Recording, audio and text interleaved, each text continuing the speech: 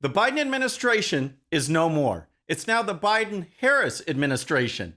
Does CNN get caught staging an illegal border crossing? Plus, a Chicago suburb becomes the first city in the country to start paying reparations. All that and more. I'm Bobby Eberle. This is a 13-minute news hour. And God bless the United States of America.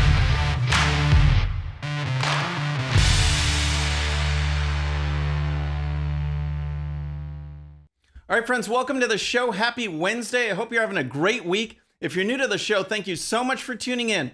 We're going to start with the news about what's going on in the Biden administration, and that brings up the vice presidency. Now, when we think about the vice president, we usually think of someone tucked away in a closet, kept hidden, out of sight, sent to international funerals and state events and things like that. Now, they're all treated like that. Dick Cheney was supposedly picked by George W. Bush to bring some gravitas and experience. And then on the Obama side, it's known that he didn't hold Joe Biden in the highest regard. But one thing was clear is that when the president is elected, it's the president's administration. Sure, you run as a ticket. There was Reagan, Bush, and Clinton, Gore, and Trump, Pence. All of that's fine. But once it's done, the president, it's his administration. He makes the cabinet picks. It's his cabinet. He does the appointments. He does the nominations. It's the Trump administration or the Reagan administration or the Obama administration, which brings us to Joe Biden, because this is something that is very weird that is going on. And the whole presidency is insane. People knew that this guy was not up to the job. He's losing it mentally. He doesn't know what's going on. He's tripping up the stairs. He can't even remember the name of his defense secretary or where that guy works, the Pentagon. And so that brings us to the vice presidency, because the Biden administration, the name Biden administration, is no more. It is now the Biden-Harris administration, and here's the story. It's officially not the Biden administration, but the Biden-Harris administration. According to a report at Outspoken, a top White House communications team member has sent an email directing that official usage at all federal agencies include Vice President Kamala Harris. Please be sure to reference the current administration as the Biden-Harris administration in official public communications, the directive reads. The phrase Biden-Harris administration is emphasized in boldface. Wow. What does this say about the future of Joe Biden? It's so interesting. If you notice, Kamala Harris is always around. About the only time you saw Mike Pence in the Trump administration is when they were doing COVID briefings, because Pence was on the COVID task force. But here, Kamala Harris is always around. She's always on that back shoulder. Is she ready to go? I mean, Joe Biden struggles in every public appearance that he makes. He mumbles, he loses his train of thought, and of course, he stumbles up the stairs. Here's more. According to Outspoken, its source worked for a bipartisan federal agency that deals with foreign relations, but not affiliated with the State Department, which implies a broadening scope to the naming Harris practice. The websites of all 15 cabinet-level executive departments already refer to the Biden-Harris administration. Outspoken noted such other Harris-centric moves to diminish Biden as the official White House Twitter account reading, "Welcome to the Biden-Harris White House." Neither of the White House Twitter accounts from the previous two administrations mentioned the vice president in the account's description, Outspoken wrote. So, as that report noted from the Washington Times, if you go to the official White House Twitter account, you won't see the Biden administration. Nope, you'll see the Biden-Harris administration. It is the weirdest thing. But here's the thing. Maybe Joe Biden is just like having a premonition. He's forecasting the future, because on more than one occasion, when talking about Vice President Kamala Harris, he says this. Now, when President Harris and I took a virtual tour of a vaccination center in Arizona not long ago. So what does this all mean, folks? I mean, like I said, you see Kamala Harris next to Joe Biden a lot more than you've seen other vice presidents next to presidents. How long is Joe Biden going to last? Is he going to make it through this term? Is he going to make it 1 year? Let me know what you think in the comments. How long will he make it before he steps aside and Harris actually takes over for a full-blown Harris administration? Let me know. All right, next we're going to talk about CNN. But first, if you're new to the show or haven't subscribed yet, please subscribe. And when you do, please hit that bell so you'll be notified. We're making our push for 150,000 subscribers, and we can do it with your help. All right, folks, we got to talk about CNN because it looks like they might have got caught staging events. I mean, their ratings are in the tank. They are in free fall ever since Trump got out of the big picture, the big scene. No one cares about watching Trump bashing, so CNN's ratings are in the toilet. And now they're getting accused of staging events. And we've seen this before. These media companies do this. You've seen reports like in a hurricane or in a flood where some reporter is like waist deep in water or standing on a boat as flooding goes through a neighborhood. And yet in the background, you see neighbors walking along the street just fine. They do that. Well, now CNN seems to have taken that technique to the southern border. And here's the story. CNN potentially aired a staged migrant crossing of the Rio Grande, a progressive news outlet alleged. The American Prospect dove into a March 12th CNN report about crossing the Rio Grande in Hidalgo, Texas.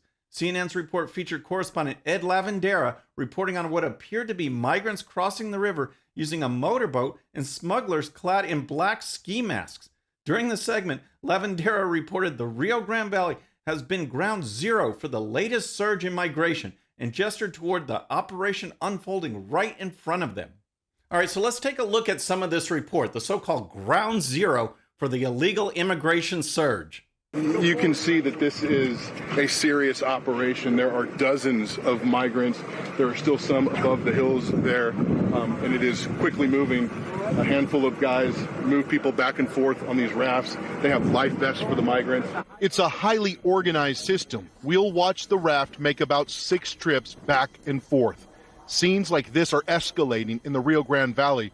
So that's part of the CNN report, and there were a whole lot of red flags that jumped out to these groups that were investigating this clip, investigating this report, and here's some of their findings. In the CNN footage, the smuggler leading the boat wears fatigues and a black ski mask, according to the article. Smugglers typically attempt to blend in with the migrants to avoid more severe punishment should they be caught. Smugglers also don't normally provide face masks and life vests, nor ferry 6 boatloads of people across in broad daylight. Migrants also don't typically line up single file along the shore to cross. CNN responded to the allegations on Twitter prior to the American Prospect's report and denied participating in any type of coordinated effort to shoot a staged scene of migrants crossing the river. CNN did not participate in any type of coordinated effort to shoot a staged scene of migrants crossing the river, nor have we found any credible evidence that suggests our team was unknowingly part of a setup by Border Patrol or anyone else, Matt Dornick, CNN's head of strategic communications, tweeted.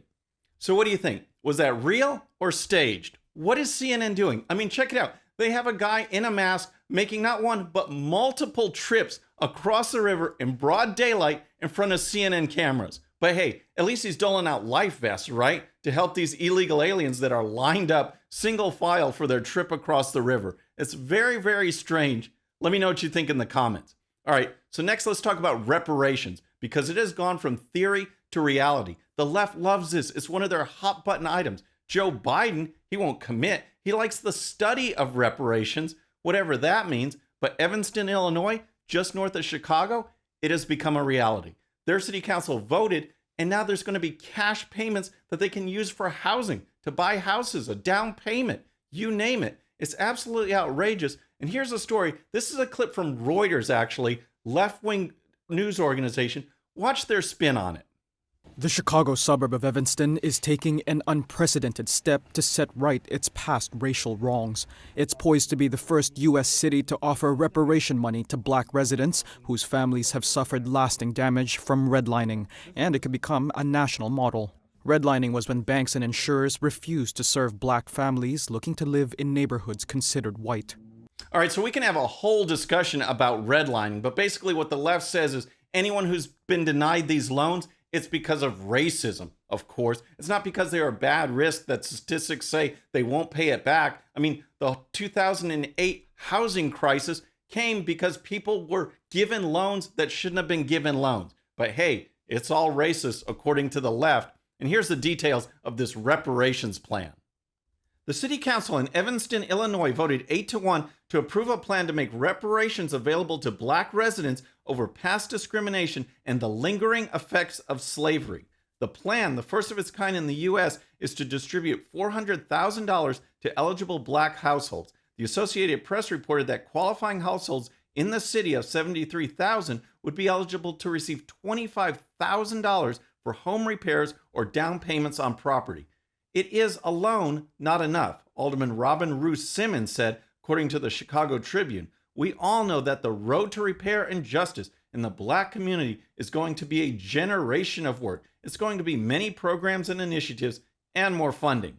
The funding for the program will come from the 3% tax on the sale of recreational marijuana and donations. The city expects to spend about $10 million over 10 years.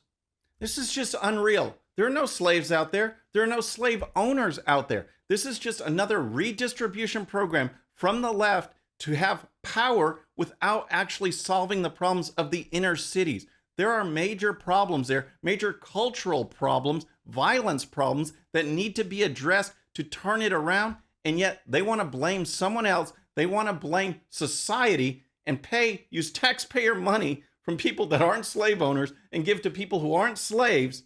How much sense does that make? It's just outrageous. So now let's talk about what's going on with Governor Kristi Noem, because she is the darling of conservatives. She's been doing a great job, and she's been very vocal about this transgender movement, allowing boys to compete on girls' sports teams. She's opposed to it. She said, hey, legislature, send me a bill that bans it on sports teams from K through college. I will sign it. Well, they did it. And then she said, wait a second, I'm not signing this. I'm sending it back to the legislature. Send me something that doesn't involve college, because the NCAA might bully us, might push us around. Well, that reaction has drawn a lot of blowback from conservatives. And here's the story. Some conservatives who applauded South Dakota Governor Kristi Noem's promise to sign a bill making women's and girls' sports at any level available only to biological females are rejecting Noem's explanations of why she is now scrapping much of the legislation and forming a coalition of states to fight the NCAA. Kristi Noem had an opportunity to show real leadership on behalf of girl athletes both in her state and nationwide, said Terry Schilling, president of the American Principles Project, a DC-based think tank devoted to America's founding principles. All she had to do was put her signature on a bill which convincingly passed the state legislature and which polling has shown is an incredibly popular issue in South Dakota. So this action of not signing the bill, sending it back, has really had her scrambling, because the reaction was people thought they were going to sign it. This was the bill she asked for. It's what the legislature put forward. It's what the citizens approved and supported. Now she's scrambling. She was on Tucker Carlson this week. Here's Tucker's take. Well, but the legislature, you're saying, was just picking a fight to pick a fight. I thought that they were trying to codify what the majority of your citizens want, which is girls' sports for girls and boys' sports for boys. Here the NCAA comes in and says, if you do that, you're going to lose a court battle. And so you said, well, the bill can't go forward. You have a democratic process that arose from your own citizens. They want this bill, and you've stopped it. So I'm not really sure how this is defending women's sport. No, with respect. All right, so that's Carlson. They wanted the bill. The people wanted the bill. The legislature said, here's the bill. She said she would sign it, and now she's not, from this pressure from the NCAA. That's Carlson's take. Here's Kristi Noem. The bill that my legislature gave me is a trial lawyer's dream. It creates more and more litigation and regulation that's impossible to comply with for families and for school districts and people going forward. What I'm interested in doing is making sure we're protecting girls' sports, and we're going forward to fight the NCAA. And what we're going to do as well is, if they don't fix this through the style and form revision, I'm going to ask them to introduce a new bill. If they don't do that, I'm going to immediately bring them back into a special session and tell them we're going to protect girls' sports through K through 12, and then we're going to go and fight the NCAA through a coalition to make sure that we can continue to protect Title IX and defend Title IX. So the controversy with Noem here is this lack of signing of the bill, and why. Was it truly a bad bill? Does it need revisions, or did she just balk from pressure from the NCAA and is not willing to stand up to the NCAA? That is the thing. That is what has conservatives wondering what is going on. So I'm interested in your take. Was this a bad bill, or did she just crumble to the pressure? Let me know in the comments. Folks, that's our show for today. I hope you enjoyed it. Before you go, I've got a couple of announcements. So I'm about to jump on a plane to Port St. Lucie, Florida, because I'm going to be speaking at the premiere of the film Leaders for Life. Kevin Sorbo will be there. Sam Sorbo will be there. Right Side Broadcasting is going to be covering it, so please check it out. I'll be sitting down, talking with those guys, giving a speech. You can watch it on Right Side Broadcasting tonight. Just check out the live stream, Facebook, YouTube, you name it. And remember, very soon, the 13-minute news hour will be joining the Right Side Broadcasting Network family of programs. I can't wait. I am so excited about that. Check them out. They are a great group. So until then, please subscribe. And when you do, please hit that bell so you'll be notified. And we'll see you next time. I'm Bobby Eberle. This is the 13-minute news hour.